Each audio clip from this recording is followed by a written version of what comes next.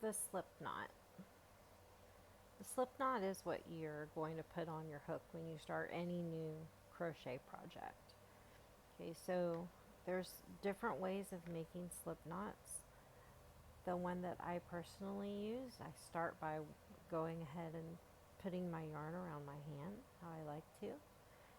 How I do that is around my wrist once, up through my thumb and pointer finger, and then between my pointer and middle finger, and then I hold my yarn between my thumb and my middle finger. Okay, and then to make my slip knot, I grab my yarn, kind of fold it forward to make a loop, hold my thumb down on that loop just to hold it shut.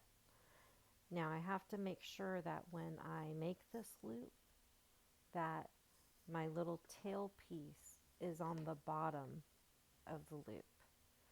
In other words, it's not on top like this. See how it's on top here? It's underneath the bottom, okay? Then when I stick my hook through, I have to stick it through from front to back. And then I can yarn over. I can grab my yarn up here and pull it through, right? Kind of like making a chain stitch if you're already familiar with that.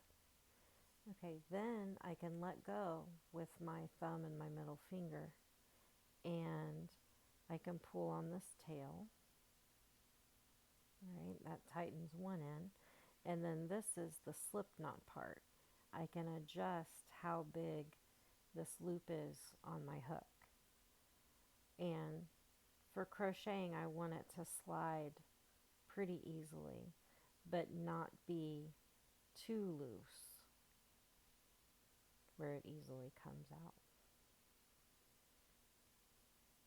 Okay, another way that we can look at this slip knot is if we just, let's take away our hands, our hook, everything, and just see what's happening.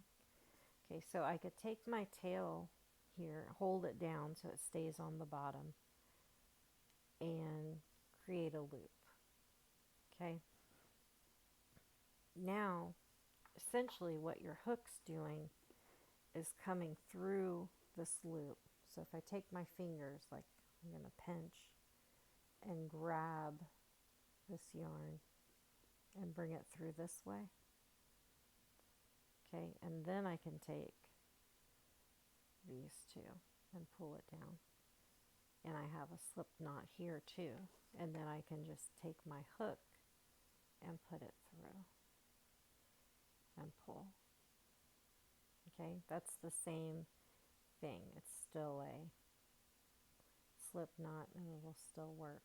It's a slip knot because when we pull our work undone, it comes out. We don't have a knot here. If it was a regular knot, you'd still see it. Okay, so one more time. I wrap my yarn around this way.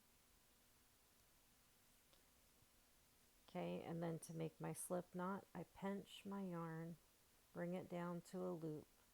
I twist it towards myself. That puts the tail underneath.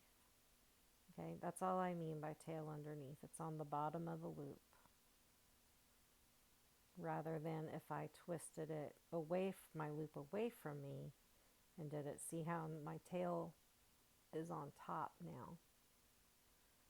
But no, I want to twist my loop toward me so that I have the tail on the bottom, underneath. Okay, then hook goes in from front to back. Okay, then I can grab my yarn. I'm doing a yarn over. So how I do a yarn over is I take my hook, I lean it back towards the yarn. I've got my hook towards my yarn I'm grabbing, and then I'm going to twist my hook